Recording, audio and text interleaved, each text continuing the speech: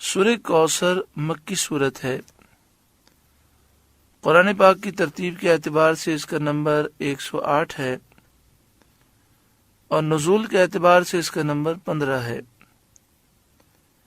اس میں 3 آیتیں اور 1 رکوع ہے۔ جمہور کے نزدیک یہ سورت مدنیہ ہے۔ اس میں 10 کلمات اور 42 حروف ہیں۔ بسم اللہ الرحمن الرحیم۔ اللہ کے نام سے شروع جو نہایت مہربان رحم والا۔ انا اعطیناک الکوثر، اے محبوب بے شک ہم نے آپ کو بے شمار خوبیاں عطا فرمائیں اور فضائل کثیرہ عنایت کر کے تمام مخلوق پر افضل کیا۔ آپ ساری مخلوق سے افضل ہیں اور آپ کو بے شمار فضیلتیں عطا فرمائی، حسن ظاہر بھی دیا، حسن باطن بھی،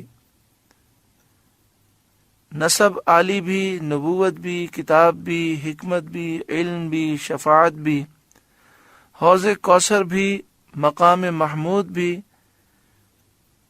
امت کی کثرت بھی آپ کو دی، دین کے دشمنوں پر آپ کو غلبہ دیا، کثیر فتوحات آپ کو عطا فرمائی اور بے شمار نعمتیں اور فضیلتیں عطا فرمائیں جن کی کوئی انتہا نہیں۔ فَصَلِّ لِرَبِّكَ وَانْحَرْ، تو آپ اپنے رب کے لیے نماز پڑھیں اور قربانی کریں۔ جس رب نے آپ کو عزت و شرافت دی اس کے لیے آپ نماز پڑھیں اور قربانی کریں، اس کے لیے، اس کے نام پر قربانی کریں۔ بت پرست لوگ بتوں کے نام پر ذبح کرتے تھے،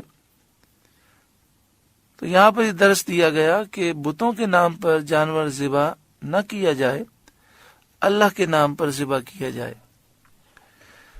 اس آیت کی تفسیر میں ایک قول یہ بھی ہے کہ یہاں نماز سے نماز عید مراد ہے۔ ان شانئک ھو الابتر، بے شک جو آپ کا دشمن ہے وہی ہر خیر سے محروم ہے، یعنی آپ خیر سے محروم نہیں ہیں، آپ کا دشمن ہر خیر سے محروم ہے، کیونکہ آپ کا سلسلہ قیامت تک جاری رہے گا، آپ کی اولاد میں بھی کثرت ہوگی اور آپ کی پیروی کرنے والوں سے بھی دنیا بھر جائے گی۔ آپ کا ذکر ممبروں پر بلند ہوگا، قیامت تک پیدا ہونے والے عالم اور واعظ اللہ تعالیٰ کے ذکر کے ساتھ آپ کا ذکر کرتے رہیں گے۔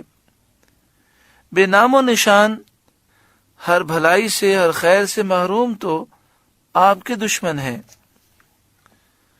اس سورہ مبارکہ کا شان نزول یہ ہے کہ جب سید عالم صلی اللہ علیہ وآلہ وسلم کے فرزند حضرت قاسم کا وصال ہوا، اور یہ نبی اکرم صلی اللہ علیہ وآلہ وسلم کے آخری بیٹے تھے جو وصال کر گئے۔ نبی اکرم صلی اللہ علیہ وآلہ وسلم کے تمام بیٹے وصال کر گئے اور آخر میں حضرت قاسم کا وصال ہوا، تو کفار نے آپ کو ابتر یعنی منقطع النسل کہا، اور یہ کہا کہ اب ان کی نسل نہیں رہی، ان کے بعد اب ان کا ذکر بھی نہ رہے گا، یہ سب چرچا ختم ہو جائے گا۔ اس پر سورہ کریمہ نازل ہوئی، اللہ تعالیٰ نے ان کفار کی تکذیب کی اور ان کا بالغ رد فرمایا۔